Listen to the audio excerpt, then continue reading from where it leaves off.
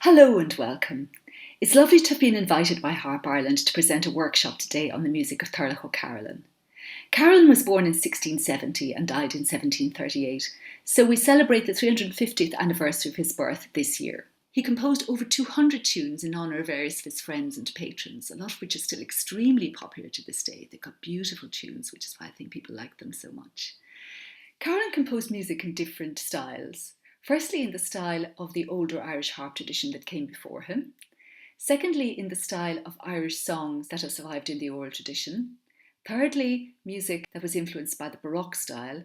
And fourthly, a small number of tunes in the style of traditional Irish dance music. So today I'm going to teach you a tune that very much fits into the Irish song tradition. And this is one of my favourite tunes. It's really, really beautiful. Carolan composed it in honour of a lady called Eleanor Plunkett, who lived in the 17th century in County Meath. So here we go. Firstly, I'm going to play the tune, and then I'm going to show you how to play it.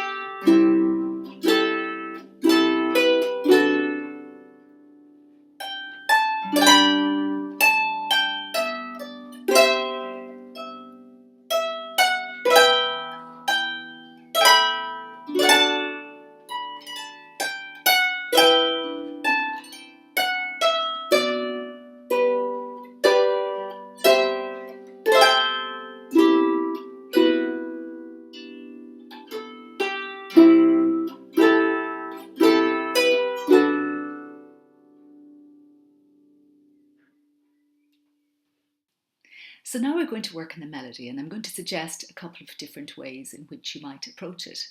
First of all, before you start, put your harp into the key of G. You're going to need one sharp, that is F sharp. So you can play the melody extremely simply. And if you wanted to do that, you would do it like this.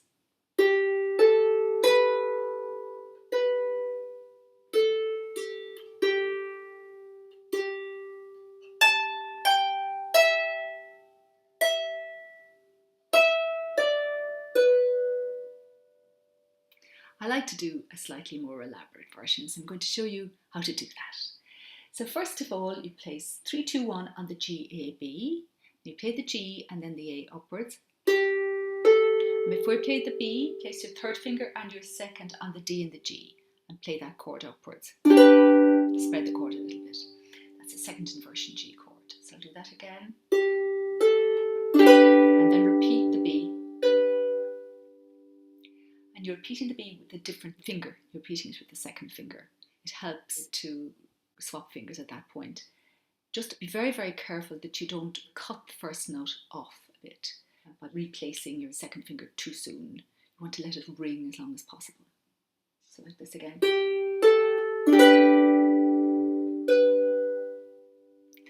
So then the next chord, you put all your fingers on together again on the C, D, F sharp and A. And before you play the A, you slide it directly onto the G, which is the next note. So do it again. And then you play D and G together. And then repeat the G with the second finger. Again, making sure that you let the first G really ring as long as possible. You want to put on the second finger on the G just at the last minute. So.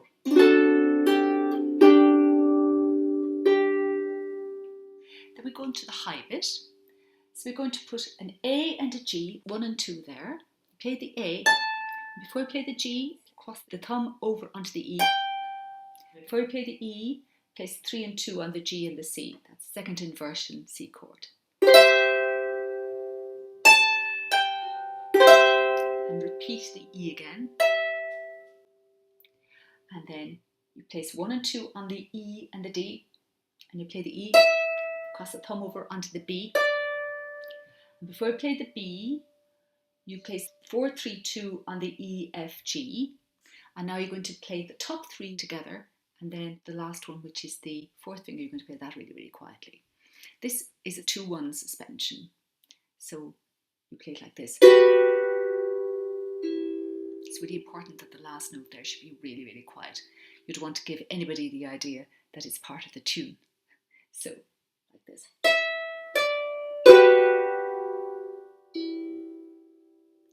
And then you place 1 and 2 on the A and the G. Now play the A.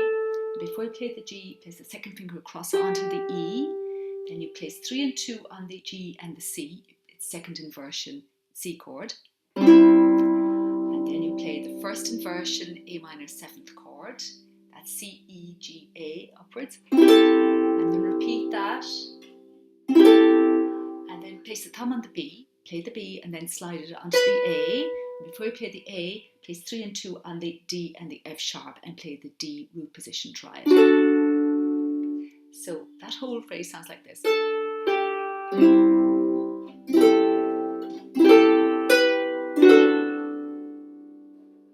you get that nice flowing liquid sort of sound, which is what you want really for a tune like this, I think. It's a very lyrical tune. So now we're going to go on to the second part of the tune. So place 3, 2, 1 on the G, A, B. Now you play the G, now play the A. Before you play the high B, place your third finger and your second finger on the D and the G. That is a second inversion G chord, and you're going to play it upwards. You're going to play a spread chord.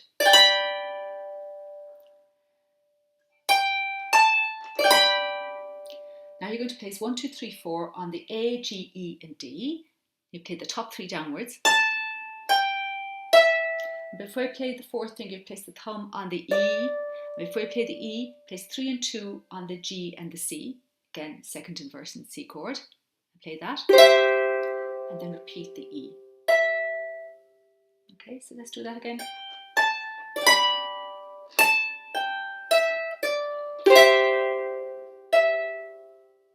And then you place 3, 2, 1 on the E, F and G. Now you play the E and the F upwards. Before you play the G, place 3 and 2 on the B and the E. Now you play that chord upwards, just spread the chord, and that again is second inversion E minor chord. And then you repeat the G with the second finger. And the next bit is easy enough. It's just 2 successive triads, one following the other. And you're going to do an E minor triad, that's E, G, B, and you're going to spread the chord nicely. And then you're going to do the same thing 1 step down on the D chord. So that's not too bad.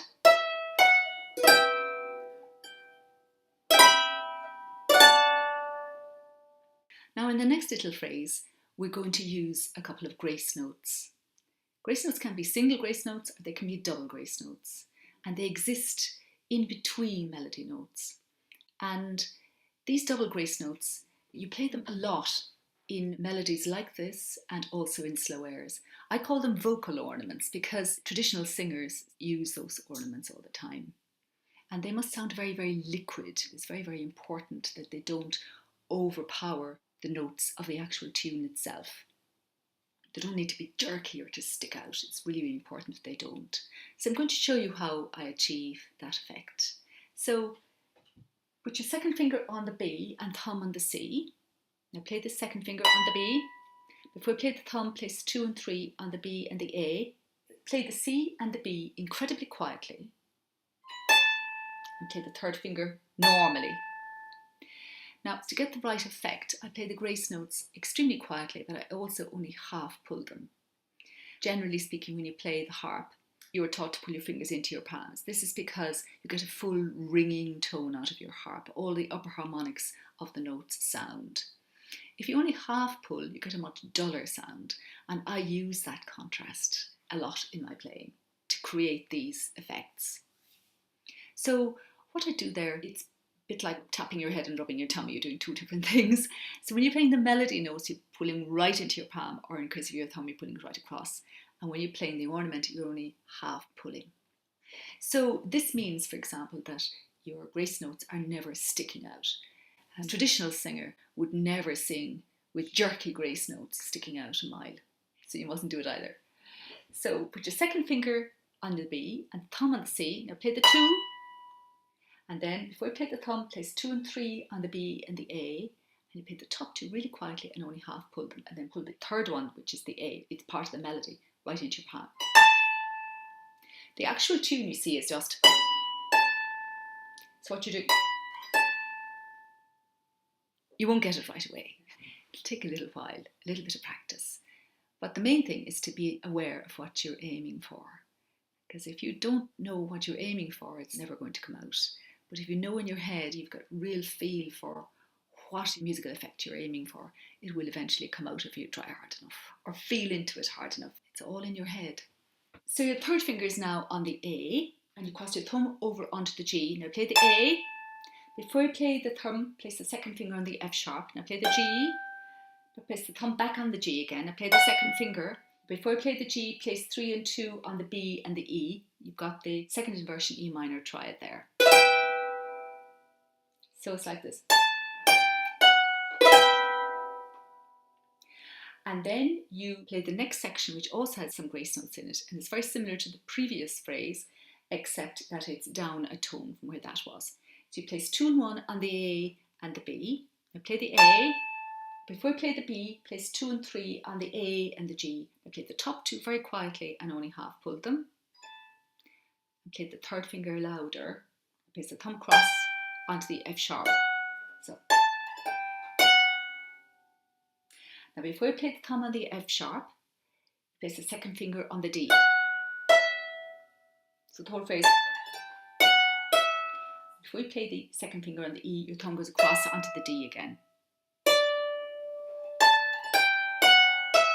Before you play the D, place the third finger on the F sharp. And then you play the G and the B together with the third and the second finger. Now you could play that chord with 1 and 2, but that would involve you shifting your hand position. And you don't want to shift the hand position if you don't have to. You want to keep the hand position very stable. And then you play a G major triad. So the whole phrase would go something like this.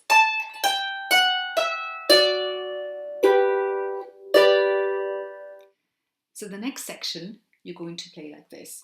The second inversion C major chord, G, C, E. Root position A minor 7th chord, A, C, E, G, with all 4 fingers. And then root position C chord again with 3, 2, 1. Now you're going to put all 4 fingers on together here. From the bottom up, D, E, F sharp and B. You're going to play the top 3 exactly together. And then you're going to play the D after that, but much quieter. And this again is a 2-1 suspension. So the whole phrase is.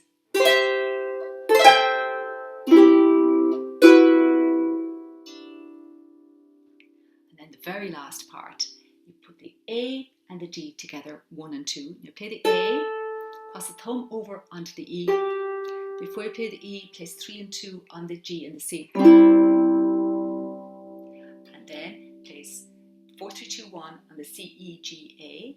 That's the first inversion, A minor 7th. And then repeat it. And then place the thumb on the B, and then play the B, and then slide it onto the A. And before you play the A, place 3 and 2 together on the D and the F sharp. It's a D triad together. So it's like this.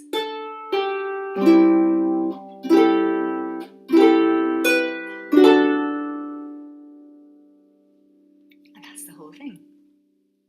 So now I'm going to show you how to play the left hand, and I've moved the harp a little bit so you can see a bit better. So we're going to start by placing 4, 2, 1 on the G, D, G. Play it like this. And then you're going to place the second finger on the A and the thumb on the B just below middle C. You're going to play the A, then the B, then the A, and then the B again. And this is the rhythm.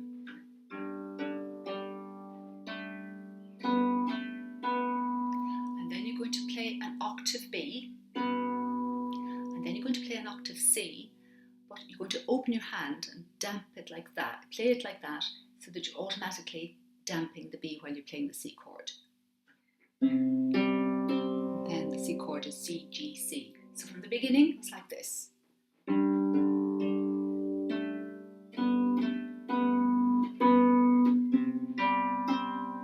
The next chord is a D chord, and you're going to play that again in the open hand position.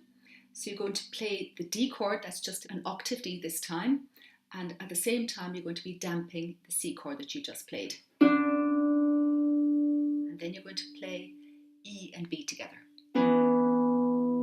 So from the beginning, all that phrase goes like this. And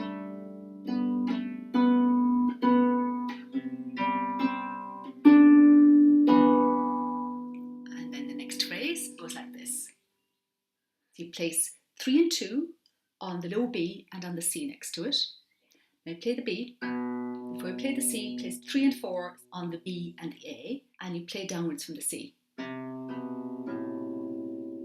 Then before you play the A, you place 2 and 1 on the C and the D, and you play 4 and 2 upwards. And before you play the D, place 2 and 4 on the A and the D going downwards. So I'll show you that again.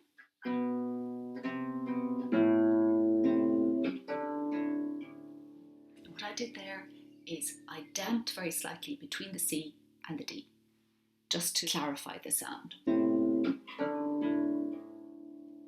So then the next phrase is like this. You go up here to this octave, you go to G, D, G here, play that, and then you play A, C, D, F sharp, which is the second inversion of D7, and then you play the B by itself.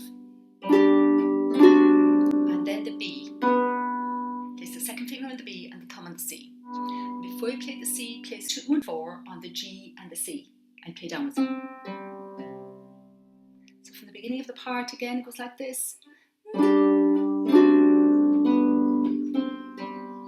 you can damp in between there as well. Then you play an octave D again with your hand in the open damping position.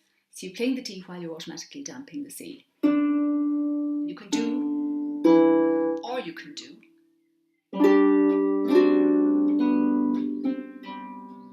and play the low D, not an octave D, fourth finger, and slide the fourth finger onto the E. And then before you play the E, place 2 and 1 on the B and the E above it. So it will sound like this. So from the beginning of the part, go like this.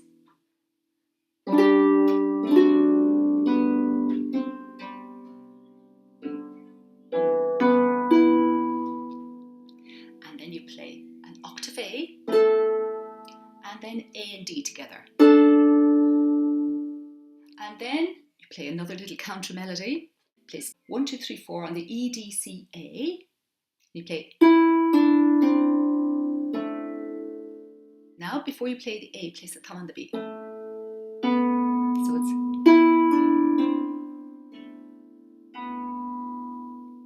And then before you play that B, place 2 and 3 on the A and the G, and you do this. And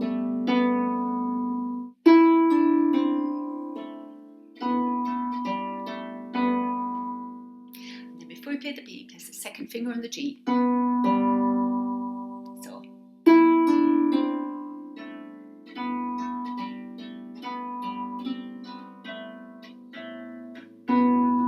That's a nice long little melody there. I'll go over that again.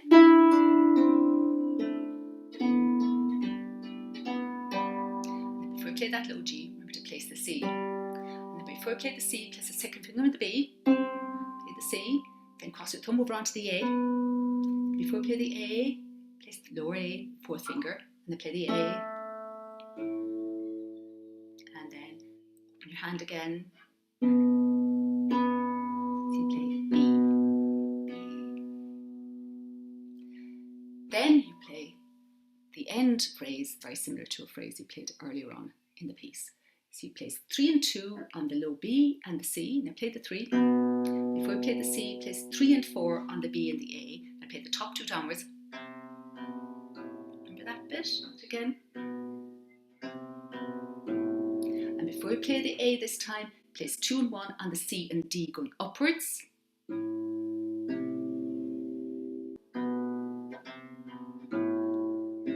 then before you play the D, place 2 and 4.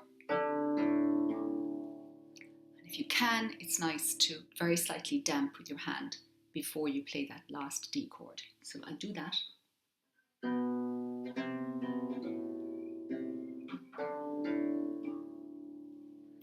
So that's it. Many thanks once more to Harp Ireland for hosting this workshop. This year we celebrate the 350th anniversary of Carolan's birth, and it's been a real pleasure for me to share one of his most evocative and memorable tunes with you today. I hope you enjoy learning it and playing it, and happy harping!